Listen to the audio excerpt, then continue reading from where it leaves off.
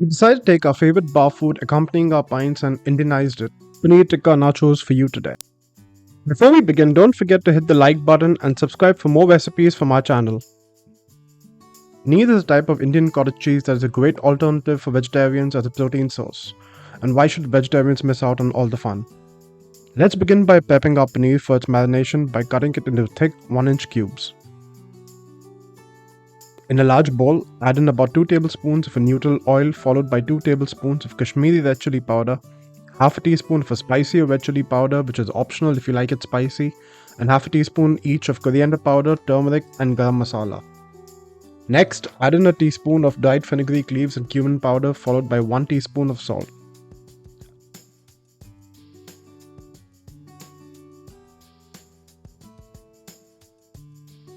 Add in 1 teaspoon of ginger and garlic paste.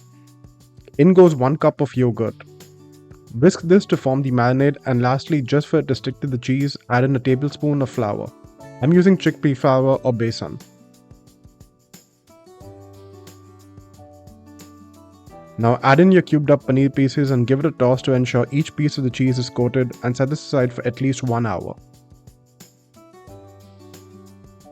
I tried Babish's pickled jalapeno recipe and I've never had better ones and thought they'd be great for this. So in a pan, combine 1 cup of water and 1 cup of white vinegar. Add in 2 garlic cloves. In goes 1 tablespoon of salt and a quarter cup of white sugar.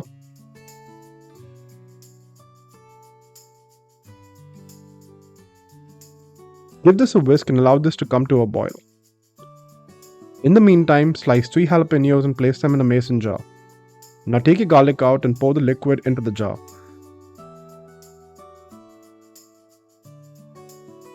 Seal it shut and place them in the fridge. These should be ready in about 30 minutes. Now let's talk queso. We're taking it and infusing it with Indian spices. For my queso, I'm using 2 types of cheese, Jack and cheddar. Grate about 100 grams of each of these cheeses in a bowl.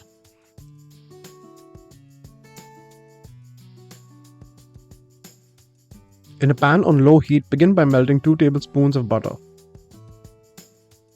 As the butter has melted, we're going to add 1 tablespoon of flour and give it a thorough whisk to form a roux. Next, slowly pour in 1 cup of milk while whisking constantly. Make sure your milk is cold to avoid forming any lumps. As your milk comes up to temp, we're going to add our cheese in batches of halves. Whisk them constantly to melt the cheese, and this might take a couple of minutes to get that perfect gooey queso consistency. Now let's spice it up by adding a quarter teaspoon each of garam masala, turmeric and Kashmiri red chili powder. Whisk again to infuse the queso with these spices. Finally, season your queso and set it aside. Now let's talk sauces. We're making 2 types here. For the first one, you're going to need a bunch of cilantro, a quarter cup of mint, 1 lime, not lemon, yogurt and a spicy pepper. I'm using a jalapeno just because it's available easily around me. Take the stems of the cilantro leaves and then give your cilantro and mint a rough chop that will make it easier to blend.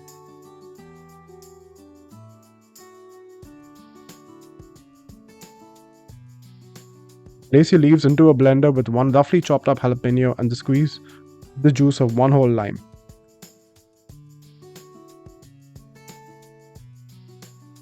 Add in a quarter teaspoon each of coriander powder, cumin powder and garlic powder. Next, add in half a cup of yogurt. Season with a quarter teaspoon of salt and add in a quarter cup of water to help it blend.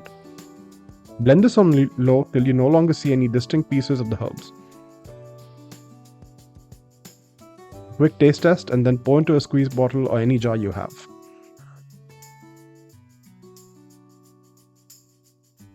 Now for the date chutney. We're talking about 20 dates, and first we're going to have to take the seeds out of each one of them.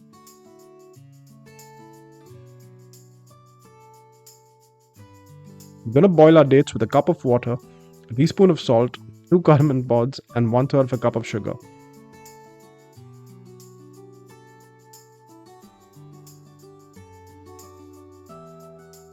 You want to cook this till the dates are completely soft and have broken down to almost a jam-like consistency.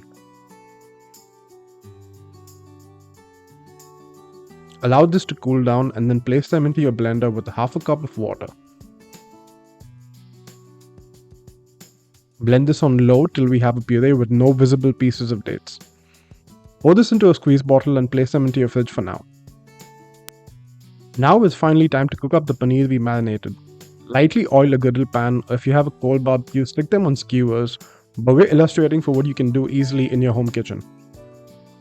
Place your paneer cubes on the pan and grill it for about 3 minutes on each side till a proper charred crust forms on the outside.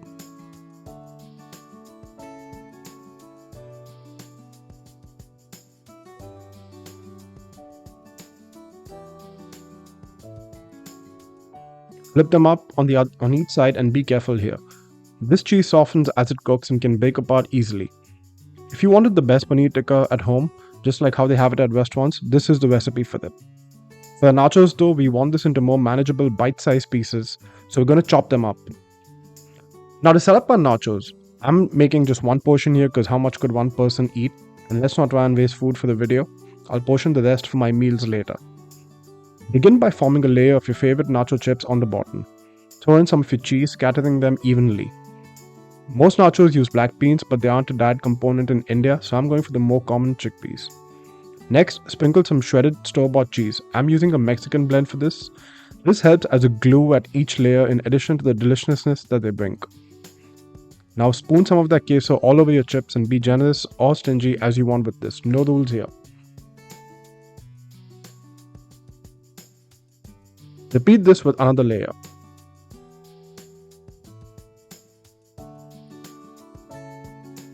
Now add in your pickled jalapenos before finally giving it one last douse of queso, and these go into a 350 Fahrenheit or 170 Celsius oven for 10 to 15 minutes depending on how toasty you actually like your nachos. The next component for this is a classic guac. I love guac and can pretty much have it for any meal. For my easy guac recipe, simply spoon out an avocado and crush it with the back of a fork in a bowl depending on how chunky or creamy you like it. In goes in some chopped up red onion, a quarter teaspoon of finely chopped jalapenos,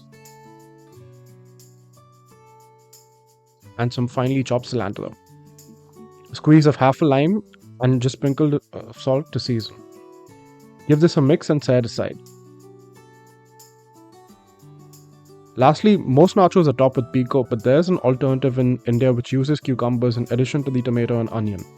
So in a bowl, combine 1 diced Persian cucumber, half a chopped red onion, and 1 chopped tomato. Add in a bit of chopped up cilantro and a teaspoon of chopped up jalapenos. Finally, squeeze in the juice of half a lime and season with half a teaspoon of salt. Lastly, add in the spice mix which just makes everything better. It's called chaat masala and is used to finish off a lot of street foods in India. A teaspoon of this takes it to a whole different level. Now give this a mix to combine everything and we're ready to finish up our nachos for today. Once your nachos are out of the oven, spoon some of that cucumber, tomato and onion mix on top. Drizzle as much of both the chutneys we made, and lastly top it all off with that fresh guacamole we made. And there you have it, the most amazing nachos with a twist where we have taken Indian influences into a bar staple across the world. This recipe has no particular rules. Paneer can be replaced with chicken or any meat you like. Let this be the canvas upon which you can play around to how you like it. If you did like this video, consider hitting the like button and subscribing to our channel for more content and recipes like this. Thank you for checking us out and we hope to see you again.